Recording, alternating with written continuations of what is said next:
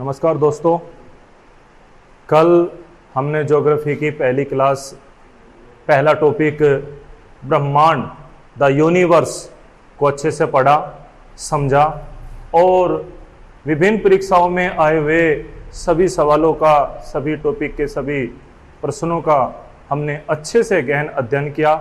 आज हमारा दूसरा टॉपिक है सौरमंडल, द सोलर सिस्टम, सूर्य और उसके परिवार के 8 ग्रहों जो उसके चारों तरफ परिक्रमा कर रहे हैं, उन सब को मिला के जो एक परिवार बनता है उसे संयुक्त रूप से कहते हैं सौर मंडल।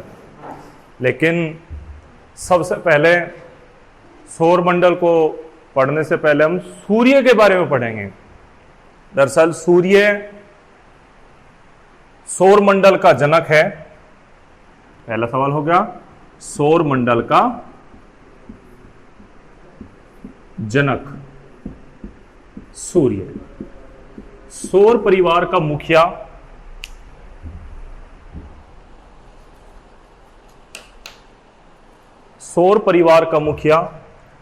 सौर मंडल का जनक सूर्य को माना जाता है।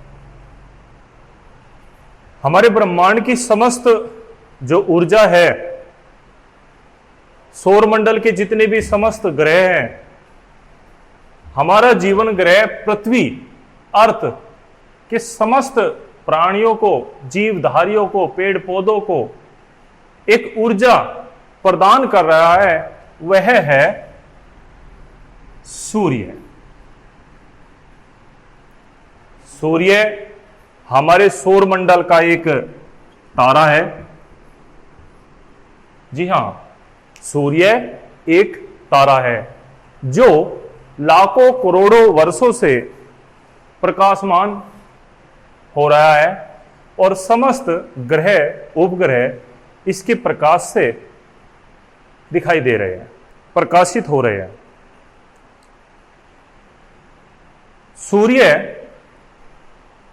और जितने भी तारे हैं, पिछली कक्षा में हमने पढ़ा था कि नाभिकीय संलयन अभिक्रिया के द्वारा, नाभिकीय संलयन अभिक्रिया के द्वारा समस्त सूर्य और तारे हाइड्रोजन गैस को हीलियम में तब्दील करते हैं, हीलियम में परिवर्तित करते हैं।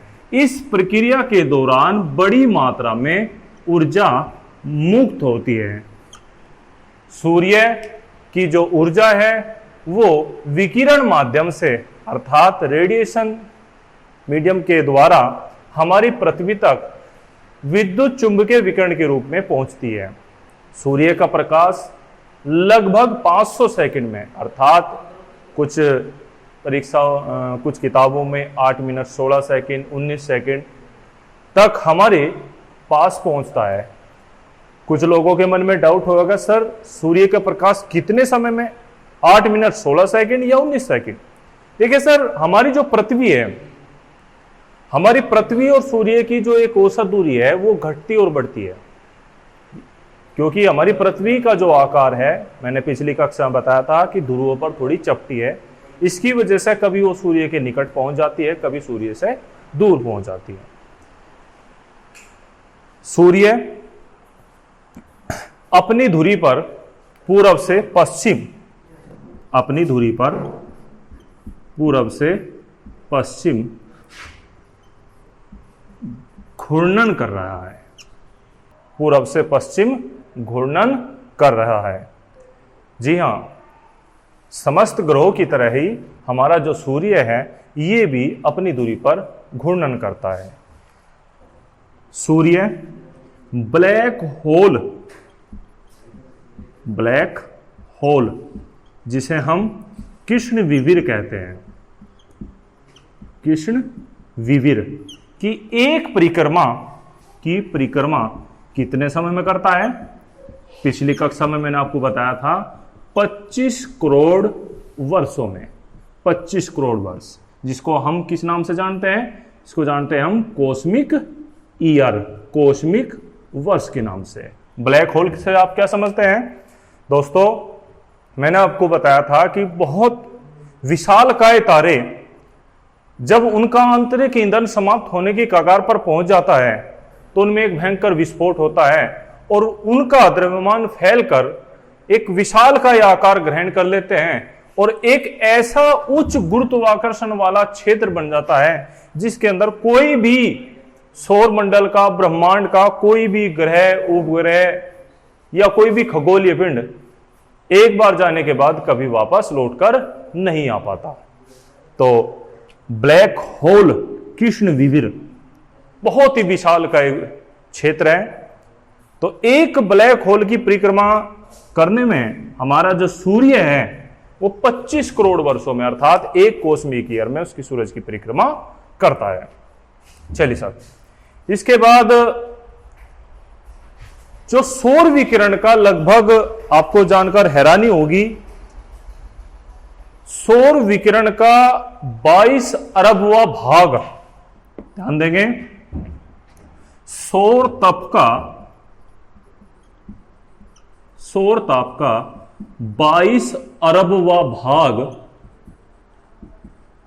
हमारी पृथ्वी को मिलता है और ये बहुत ही कम मात्रा में आप कहेंगे, लेकिन हमारी पृथ्वी के लिए ये पर्याप्त है। हमारी पृथ्वी के जीवन चक्र को चलाने में सौर ताप की बहुत बड़ी भूमिका है। सूर्य एक गैसीय गोला है। पिछली कक्षा में हमने पढ़ा था कि सूर्य एक गैसीय गोला है और जिसमें सर्वाधिक मात्रा में कौन सी गैस पाई जाती है? हाइड्रोजन 71। उसके बाद हीलियम लगभग 26.5%। बाकी अदर गैसें हमारे सूर्य और ब्रह्मांड में पाई जाती है। तो ये अत्यधिक मात्रा में मौजूद जो गैस है हाइड्रोजन, नाभिकीय संलयन अभिक्रिया के द्वारा लगातार हीलियम में परावर्तित हो रही है, जिसकी वजह से असीमित ऊर्जा मुक्त होती है और इसी ऊर्जा का उपयोग हम अपने दैनिक जीवन में करते हैं। सूर्य की जो आयु है, सूर्य की जो आयु है 4.7 अरब वर्ष। एक आंकड़े के अनुसार लगभग 4.5 अरब वर्ष से भी ज्यादा सूर्य की आयु बताई गई है और ऊर्जा का ये एक ऐसा स्रोत है, इसको हम जीवाश्म तारा भी कह सकते हैं। सूर्य एक, जी हां, सूर्य एक जीवाश्म तारा है। प्यारे बच्चों, दोस्तों, आप एक एक पॉइंट को बड़े ध्यान से सुनेंगे।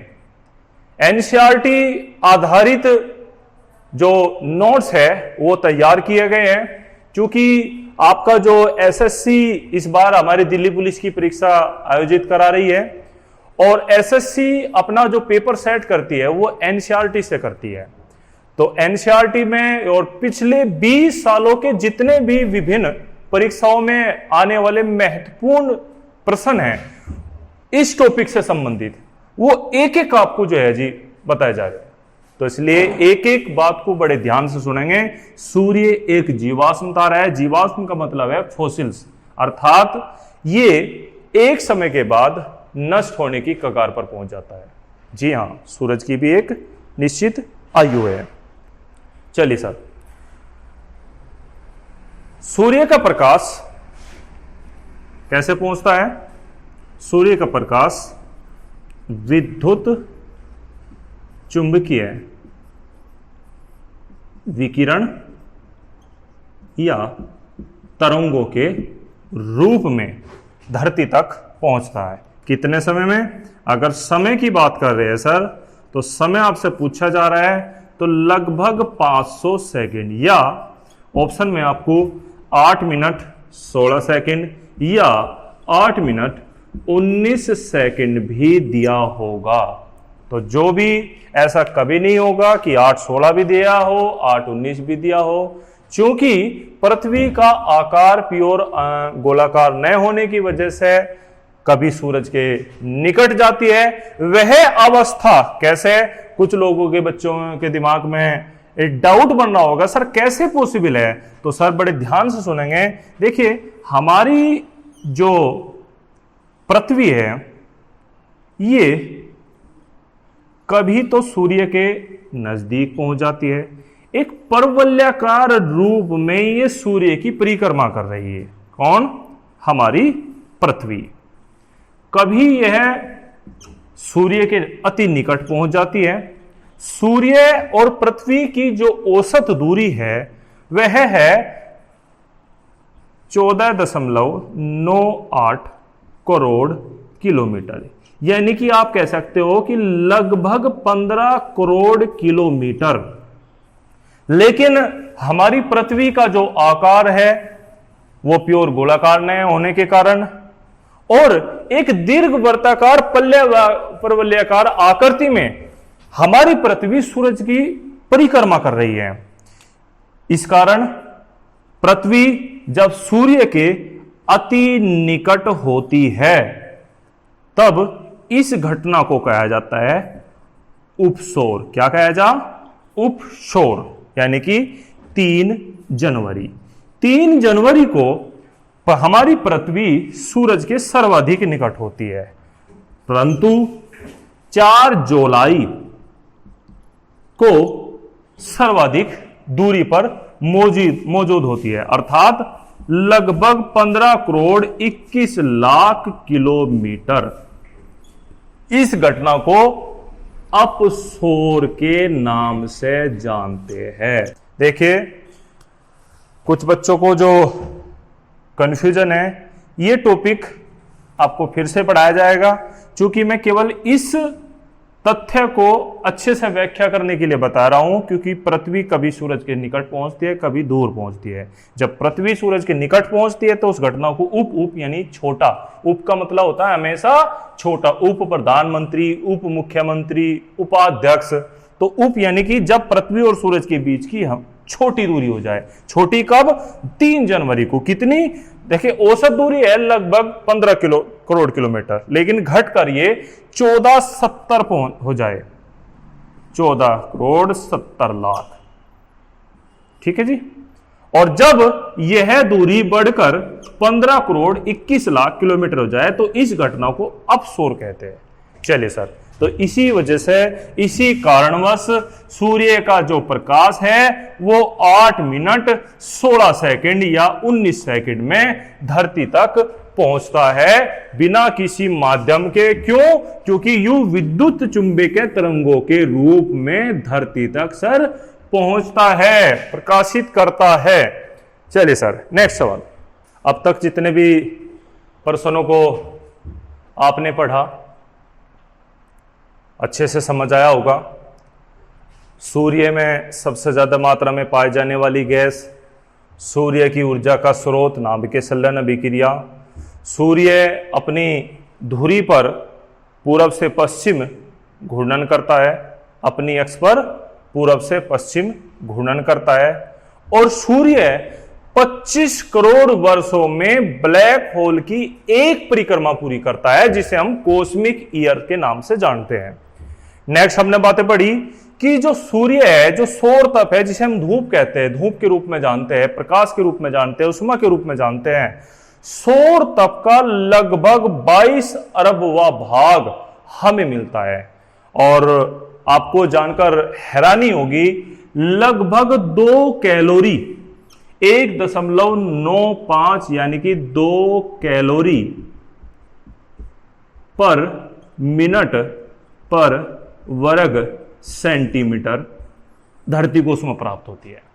यदि कोई आपसे सवाल पूछे, ज्योग्राफी का, साइंस का बहुत ही महत्वपूर्ण सवाल है, कई बार परीक्षाओं में आ चुका है कि सूर्य अपने, जैसे कि अभी हमने बताया कि सूर्य का प्रकाश लगभग 500 सेकंड में धरती तक पहुंचता है, लेकिन परीक्षा में यह भी सवाल पूछा गया है कि सूर्य का जो प्रकाश है वो प्रति मिनट प्रति वर्ग सेंटीमीटर क्षेत्रफल में कितनी ऊष्मा प्राप्त होती है? तो लगभग लमसम 2 कैलोरी, एक्यूरेट 1.95 कैलोरी। 1 वर्ग सेंटीमीटर में प्रति मिनट जो सूर्य का प्रकाश है वो धरती को कितनी ऊष्मा देता है सर? 2 कैलोरी के लगभग। और इसी 2 कैलोरी का यूज हम जितने भी प्राणी हैं, जीवधारी है, उसे अपने भोजन के निर्माण में करते हैं। जैसे कि आप कहोगे कि सर हम कैसे भोजन में? जी हां, प्रकाश संश्लेषण अभिक्रिया के द्वारा सभी पेड़ पौधे सूर्य के प्रकाश के द्वारा अपने भोजन का निर्माण करते हैं और उन्हीं पेड़ पौधों पर समस्त जीवधारी मौजूद है। हमारी पृथ्वी पर जो जल चक्र है यह भी सूर्य के प्रकाश पर ही आधारित है। सूर्य का प्रकाश ही जल चक्र, स्थल मंडल और वायुमंडल सभी को संचालित करता है। अर्थात सूर्य हमारे जीवन का, हमारे इस जीवन ग्रह का एक अभिन्न भाग है। तो अब हम सूर्य के बारे में पढ़ेंगे। सूर्य अभी मैंने आपको बताया कि एक गैसीय गोला है। सूर्य के जो केंद्र है, केंद्र के आसपास का जो ये क्षेत्र है, इस क्षेत्र को कहा जाता है करोड़। क्या कहा जाता है दोस्तों? सूर्य के केंद्र के आसपास का क्षेत्र कहलाता है करोड़, जिसका तापमान है लगभग 15 करोड़ डिग्री सेल्सियस। जब भी आपसे सूर्य के केंद्र का तापमान पूछा जाएगा, केंद्र का ताप पूछा जाएगा, तो आप बताएंगे सर 15 करोड़ डिग्री सेल्सियस। कई बार परीक्षाओं में पूछा जा चुका है।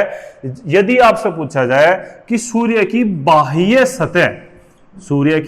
बाह्य सतह का तापमान कितना है दोस्तों, तो आपको बताना है 6000 डिग्री सेल्सियस। 6000 degree Celsius. और यदि तापमान की ही बात हो रही है, क्योंकि जितने भी हमारे तारे हैं उन सभी तारों में सर्वाधिक तापमान सूर्य का है।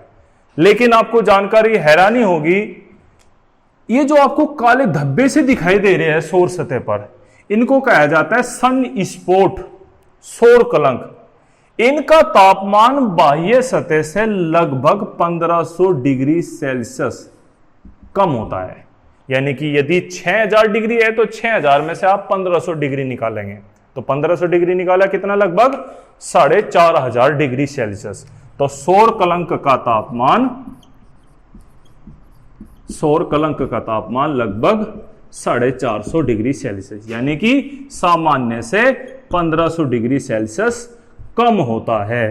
दोस्तों, पिछले 20 वर्षों में आए हुए विभिन्न परीक्षाओं के जो सवाल है, जो तथ्य है, 1 by 1 वो आपको इस टॉपिक के अंतर्गत बताए जा रहे हैं।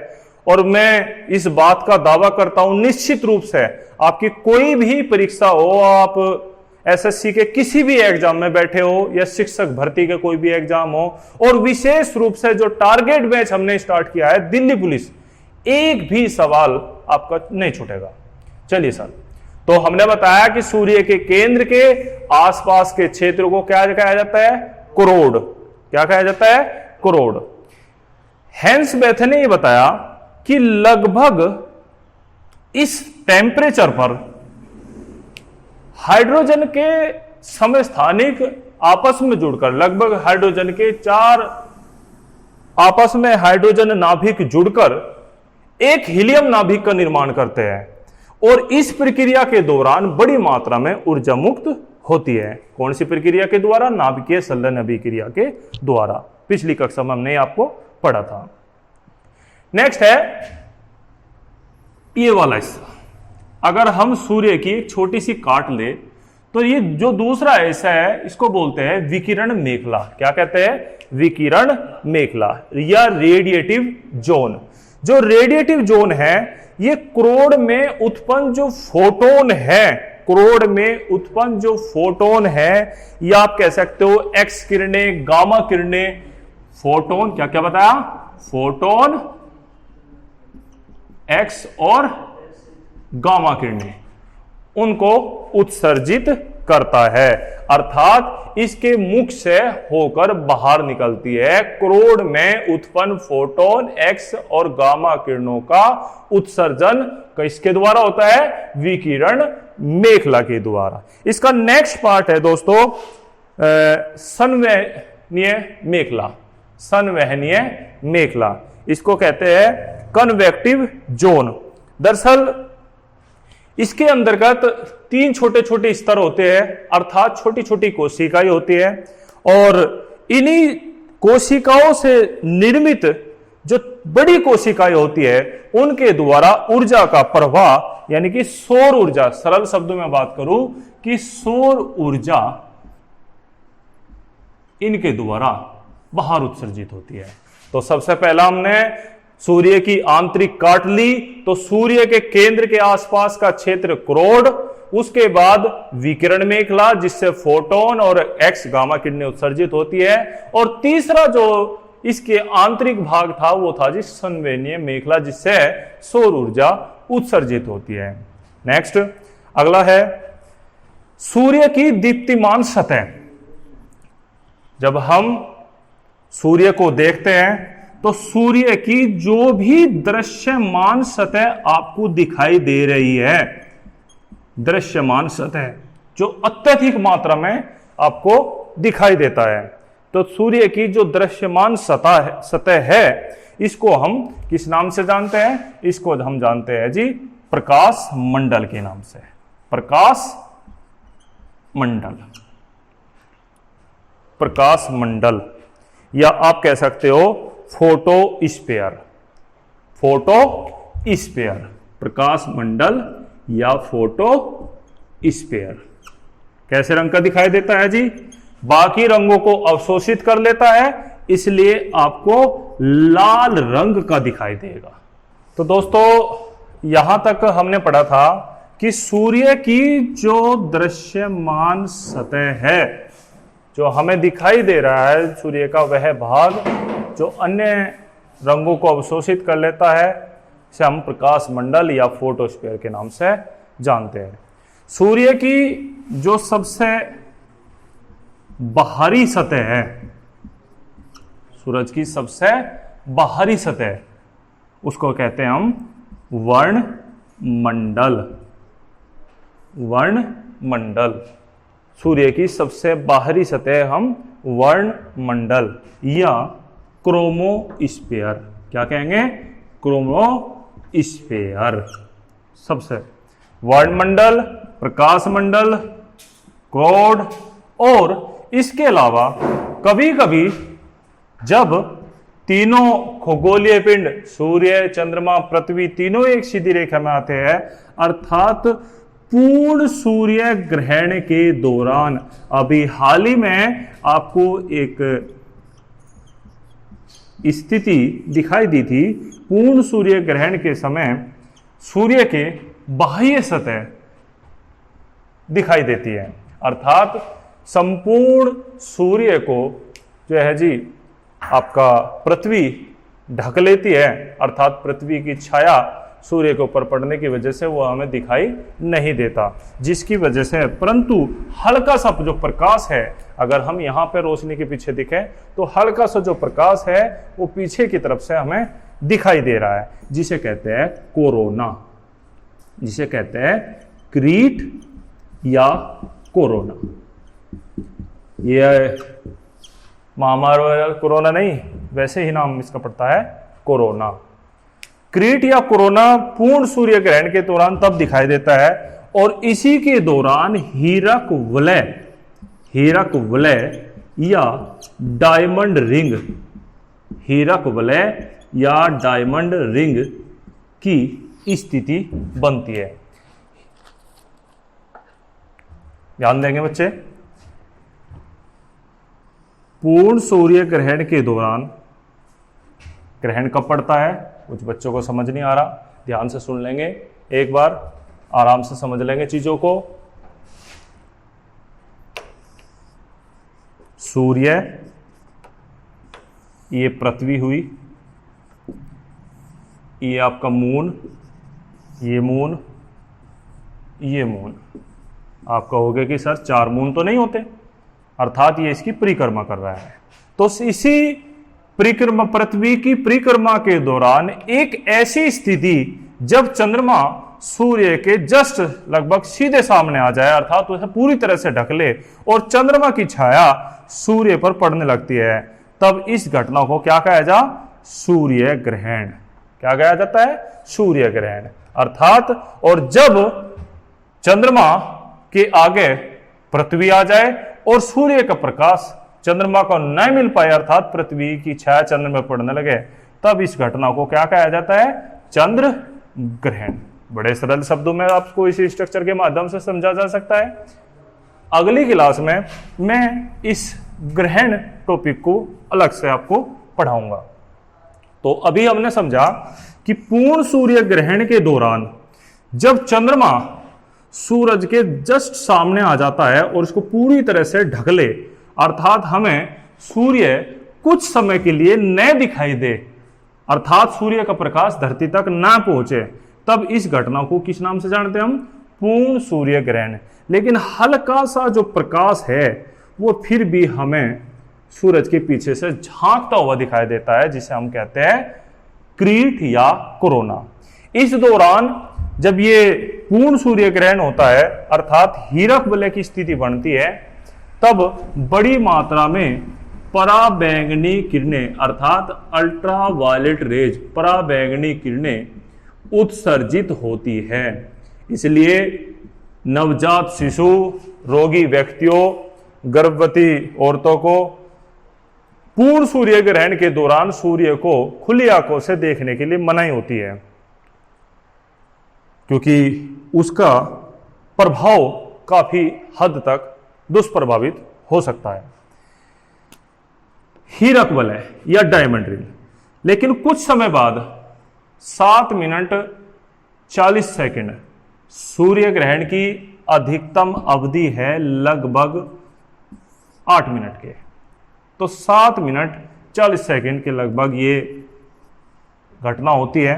लेकिन कुछ समय बाद जो चंद्रमा है वो नीचे जाने लगता है, अर्थात कुछ इस तरह की संरचना बन जाती है। कुछ इस तरह की संरचना आपने देखा होगा, हाथ में जो छल्ला पहनते हैं, जो अंगूठी पहनते हैं, उसकी संरचना भी कुछ इसी तरह की होती है। ऊपर से थोड़ी मोटी होती है, नीचे से पतली होती है।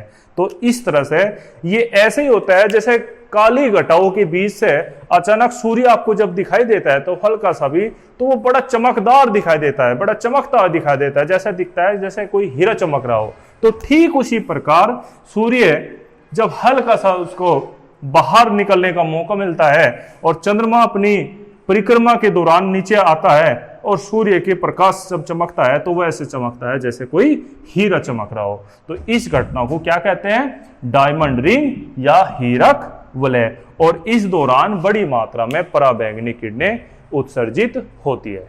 चलिए सर अगले टॉपिक पर चलेंगे।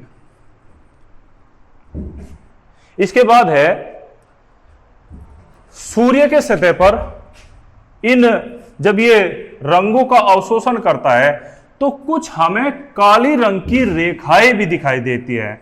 सौर सतह पर जो ये काली रेखाएं है, सौर सतह पर काली रेखाएं है, इनको बोलते हैं, सौर सतह पर जो काली रेखाएं है इनको कहते हैं फ्रॉनहोफर रेखाएं। क्या कहते हैं दोस्तों? फ्रॉनहोफर रेखाएं। क्या करते हैं? दरअसल फ्रॉनहोफर रेखाओं से हमें सौर तत्वों की जानकारी मिलती है। सौर तत्व की जानकारी, सौर तत्वों का ज्ञान होता है। अपने कॉपी पेन से छोटे छोटे पॉइंट अपनी कॉपी पे उतारते रहिए। दोस्तों मैं इस बात का दावा करता हूं कि आपका एक भी सवाल आज तक जो आपको किसी ने नहीं पढ़ाया या आपकी समझ नहीं आया, कुछ भी नहीं छूटेगा। तो सौर सतह पर मौजूद जो काली रेखाएं हो, जो सौर सतह पर जो काली रेखाएं है, जिनसे हमें क्या जानकारी मिलती है? सौर तत्वों की जानकारी मिलती है। चलिए सर, इसके बाद हमने एक चीज और पढ़ी थी, सौर कलंक, सनस्पॉट या सौर धब्बे। इनसे क्या आशय है? दरअसल ये सौर सतह पर मौजूद ये काले रंग के जो धब्बे हैं, इनसे बड़ी मात्रा में चुंबकीय विकिरण उत्सर्जित होता है। सौर कलंक का एक धब्बा लगभग 22 वर्षों में पूरा होता है। ये अपने आप ही दरअसल क्या है कि चुंबकीय विकिरण बड़ी मात्रा में इलेक्ट्रॉन और प्रोटॉनों का जो प्रवाह है वो बनता रहता है, और सौर कलंक या धब्बा का चक्र कितने समय में पूरा होता है? 11 वर्ष में बनता है और अगले 11 वर्ष में मिट जाता है। तो 22 वर्षों में क्या आता है सर? पूरा होता है सौर कलंक, सौर धब्बा। नेक्स्ट, अब कभी कभी आपने देखा होगा कि हमारी पृथ्वी पर जो दूर संचार प्रणाली है, सिस्टम है, वो बाधित हो जाता है। जैसे कि मोबाइल फोन, टीवी, इन सब के नेटवर्क खत्म हो जाते हैं या थोड़ा दिक्कत होती है। उसका एक रीजन है सौर कलंक से उत्सर्जित चुंबकीय विकिरण। सौर कलंक से उत्सर्जित चुंबकीय विकिरण। तो सौर कलंक से उत्सर्जित जो ये चुंबकीय विकिरण है, ये पृथ्वी पर दूर संचार प्रणाली को बाधित करता है। दोस्तों, कई बार एसएससी की परीक्षा में आया कि पृथ्वी पर दूर संचार प्रणाली को बाधित करने में किसका हाथ होता है जी? सौर कलंक से उत्सर्जित जो चुंबकीय विकिरण है। तो दूर संचार को प्रणाली को क्या करता है जी? बाधित करता है, डिस्टर्ब करता है। क्या? चुंबकीय विकिरण। और चुंबकीय विकिरण कहां से निकलता है? यह निकलता है आपके सौर कलंक या सौर धब्बों से। अगला सवाल, इसके बाद हमने पढ़ा सौर ज्वाला। दरअसल सौर ज्वाला, मैंने आपको बताया कि सूर्य की सतह से इलेक्ट्रॉन और प्रोटॉनों का जो प्रवाह है वो निरंतर उत्सर्जित होता रहता है, और कभी कभी ये ज्वाला इतनी ज्यादा मात्रा में निकल जाती है कि पृथ्वी के वायुमंडल तक प्रवेश कर जाती है। पृथ्वी के वायुमंडल में प्रवेश कर जाती है। तो अगर आपसे सवाल पूछा जाता है कि सर सौर ज्वाला क्या होती है, तो आप कहेंगे सर उच्च गति वाले परमाणुओं का या इलेक्ट्रॉनों का प्रवाह। उच्च गति वाले इलेक्ट्रॉनों का प्रवाह।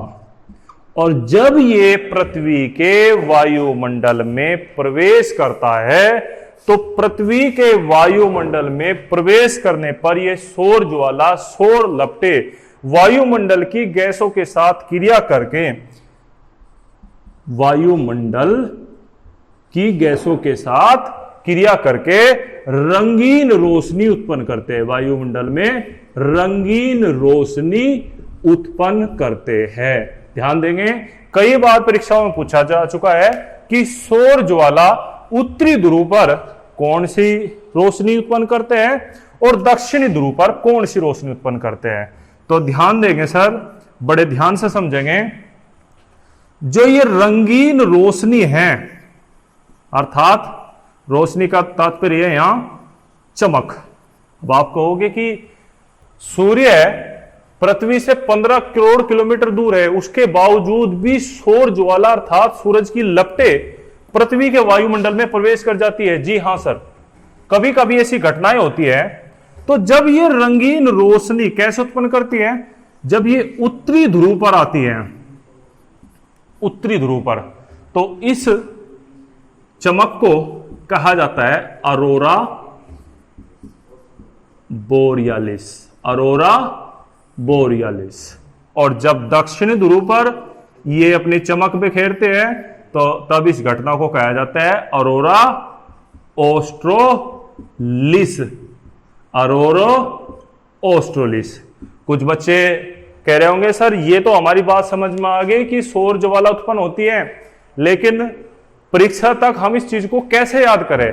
तो परीक्षा तक याद करने का एक बहुत अच्छा आपको विकल्प देता हूं। सर हमारा जो पृथ्वी है, हमारी जो पृथ्वी है, इक्वेटर लाइन या जीरो अक्षांश रेखा हमारी पृथ्वी को दो समान भागों में विभाजित करती है, उत्तर और दक्षिण। तो आपका जो ऑस्ट्रेलिया महाद्वीप है, आपका जो ऑस्ट्रेलिया महाद्वीप है, ये हमारे दक्षिणी गोलार्ध में मौजूद है, अर्थात दक्षिण में मौजूद है, दक्षिणी ध्रुव पर मौजूद है। तो दक्षिणी ध्रुव पर जो रंगीन रोशनी उत्पन्न करती है सौर ज्वाला, उसे किस नाम से जानते हैं? अरोरा ऑस्ट्रेलिस। अरोरा ऑस्ट्रेलिस। इसके अलावा कुछ और भी सवाल बनते हैं। वैन एलन बेल्ट है चुंबकीय कवच। दरअसल ये पृथ्वी का वैन एलन बेल्ट बोलते हैं पृथ्वी का सुरक्षा कवच या पृथ्वी का चुंबकीय कवच। नासा की जानकारी के मुताबिक बताया जाता है कि यदि पृथ्वी के चारों तरफ ये चुंबकीय कवच न हो तो पृथ्वी पर जितने भी इलेक्ट्रॉनिक गैजेट्स है वे सब के सब नष्ट हो जाएंगे, क्योंकि सूर्य से उत्सर्जित होने वाले जो हानिकारक प्रोटॉन व इलेक्ट्रॉनों का प्रवाह है, अर्थात सौर ज्वाला है, ये पृथ्वी पर दूर संचार प्रणाली को नष्ट होने से बचाता है। क्या? पृथ्वी का सुरक्षा कवच। चलिए सर, इसके अलावा एक छोटे से ग्रुप डी में कई बार परीक्षा में सवाल पूछा गया कि अंतरिक्ष में देखने पर सूर्य हमें कैसे रंग का दिखाई देगा?